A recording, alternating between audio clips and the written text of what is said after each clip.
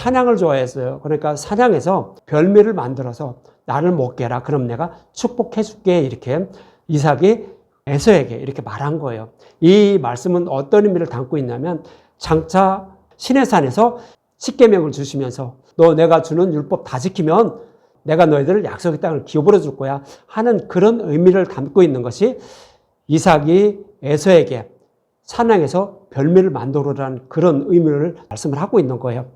그러나 에서는 시내산에서 주신 그 율법을 온전히 지킨다는 의미로 정말로 사냥하러 그래서 그것을 별미를 만들어서 축복을 받으려고 하고, 근데 야곱은요, 어머니가 야곱에게 가서 너 염소떼에 가서 좋은 염소 새끼 2마리만 가져와. 아버지가 에서에게 이렇게 축복한다고 했는데 내가 너를 축복받게 만들어줄게 이렇게 말하는 거예요. 그래서 야곱은요, 어머니 리브가의 말씀대로 복음을 믿음으로 구원받게 돼요. 그러니까 에서와 야곱.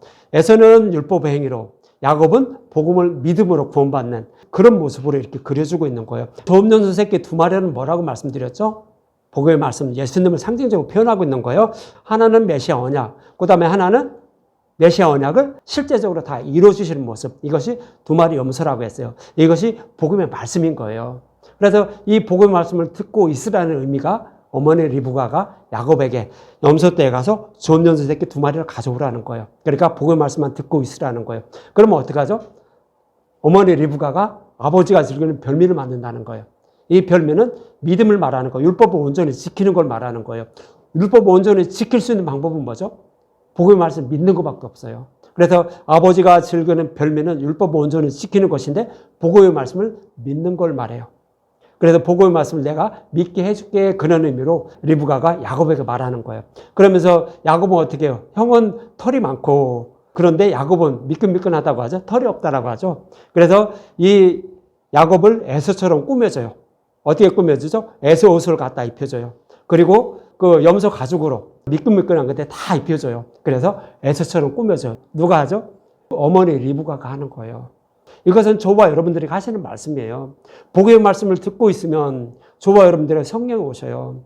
그래서 복음의 말씀을 깨달아 믿게 한다고요. 깨달아 믿으면 어떻게 되죠? 우리는 하나님을 보시기에 예수를 닮은 자가 되는 거예요. 어떻게 닮게 되죠? 복음의 말씀 믿음으로 우리는 예수님의 의의 옷을 입게 되는 거예요.